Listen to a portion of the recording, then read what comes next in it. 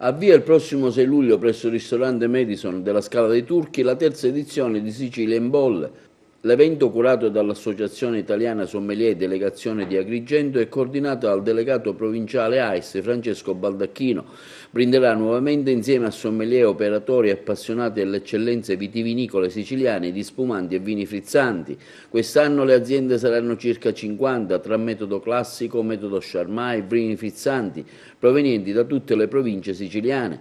La mescita sarà curata dai sommelier AIS e dai produttori delle cantine che l'accompagneranno con racconti delle loro produzioni, dall'Etna fino all'Agro di Trapani, passando per il Ragusano all'Agrigentino fino all'isola di Pantelleria. La novità di quest'anno sarà il convegno approfondimento che si svolgerà il 6 luglio alle ore 16, Storia e futuro dello spumante in Sicilia, aperto al pubblico. Ospite d'eccezione del convegno di Sicilia in Bolle 2017 il presidente AIS Italia Antonello Maietta. Abbiamo arricchito il programma con un appuntamento per il pomeriggio dove parleremo e approfondiremo il discorso spumanti con autorevoli personaggi del mondo del vino.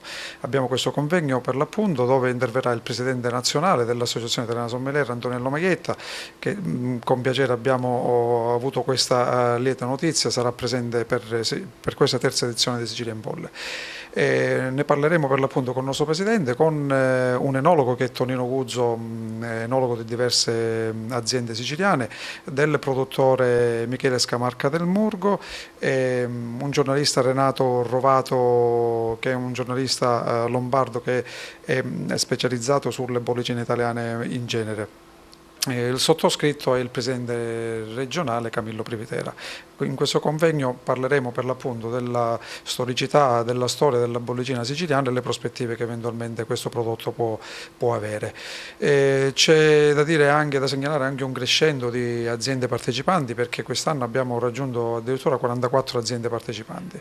Il primo anno sono state 23, l'anno passato 32, quest'anno ben 43 aziende per un totale di circa una settantina di prodotti diversi da degustare. Ecco, una manifestazione in crescendo, dicevamo, segno che il vino rappresenta per l'economia siciliana ma anche nazionale un comparto in forte crescita. Ecco, quest'anno quali sono le novità che potremo assaggiare anche lì al Sicilia in Bolle?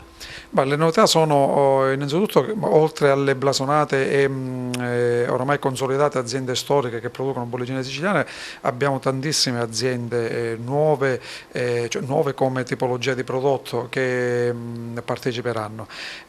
Notiamo pure anche la presenza di produzioni di spumantistiche non soltanto con i classici tagli, cioè con il classico vitigno Chardonnay o altre cose un po' più utilizzate per questa produzione.